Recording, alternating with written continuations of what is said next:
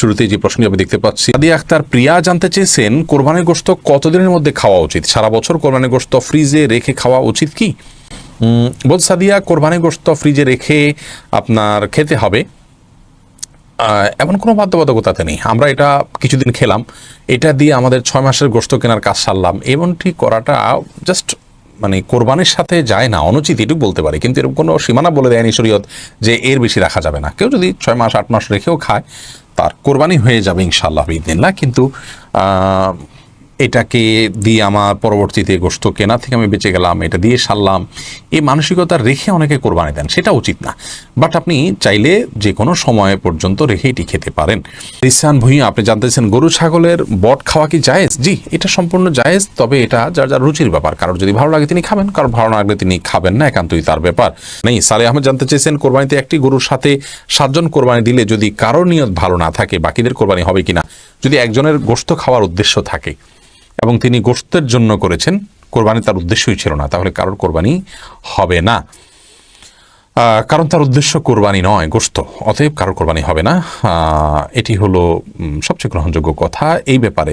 বিশেষ করে যদি গোশতই একমাত্র, ধরুন কোরবানি বুঝি না, আমার এখানে কিছু গোশত দরকার, সেজন্য সে গোশতের জন্য টাকা দিয়েছেন, এটা জায়েজ হবে না। মোহাম্মদ তামিম জানতে চেয়েছেন কোরবানিতে জোড় ভাগে যেমন 2, 4, 6 ভাগে কোরবানি দেওয়া যাবে কিনা? যাবে। অনেকে মনে করে কোরবানি বেজোড় হতে হবে, এমন কোনো বাধ্যবাধকতা নেই। 1, 3, 5 যেরকম দেওয়া যাবে, 2, 4, 6 ভাগেও কোরবানি দেওয়া যাবে। ফেজ মোহাম্মদুল্লাহ জানতে চেয়েছেন স্ত্রী গর্ভবতী হলে স্বামীরা কি গরু জবাই করতে পারে? কোনো অসুবিধা নেই।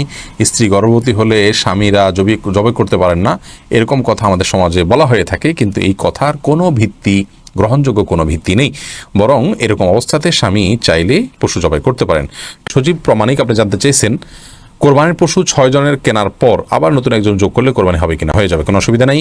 খসরু নিহাল ইউটিউব চ্যানেল থেকে আপনি জানতে চেয়েছেন সামর্থ্য থাকা সত্ত্বেও কোরবানি না দিলে কি পাপ হবে? সামর্থ্য না থাকা সত্ত্বেও কোরবানি না দিলে আবু হানিফা রাহমাহুল্লাহর মত অনুযায়ী, মাযহাব অনুযায়ী, আমাদের উলামায়ে কেরাম সেই মাযহাবকে ফলো করেন, এই মাযহাব অনুযায়ী আপনার এটি পাপ হবে। কারণ নবী করিম সাল্লাল্লাহু আলাইহি ওয়াসাল্লাম এখানে সতর্ক করেছেন, যে ব্যক্তি কোরবানি করার সামর্থ্য রাখে, মানে যদি সাআতান ইউযাহিয়া ওয়া লাম ইউযাহি ফালা ইয়াকরাবান্না মুসাল্লানা, সেজন্য আমাদের ঈদগাহে না আসে, কোরবানির সামর্থ্য আছে তো দিল না, সেরকম যেন মানুষ ঈদগাহে না আসে। তার মানে নবী সাল্লাল্লাহু আলাইহি ওয়াসাল্লাম বিষয়টাকে কত কঠোরভাবে নিলেন। এই জন্য সামর্থ্য থাকা সত্ত্বেও কোরবানি না দেওয়া অবশ্যই পাপ হবে এই হাদিসের আলোকে। যদিও অনেক ওলামায়ে কেরামকে সুন্নতে মুআক্কাদা বলেন, তাদের মতে পাপ হবে না, এবং সে মতের পক্ষে ওলামায়ে কেরাম অনেক ইমামগণ আছেন, তারা সেটি বলে থাকেন, সেটারও ভিন্ন যুক্তি এবং দলিল আছে। সামিয়া ফেরদৌস জানতে চেয়েছেন তাহাজ্জুদ নামাজ কি ঘর অন্ধকার করে পড়তে হবে? এর কোনো ভিত্তি আছে কি?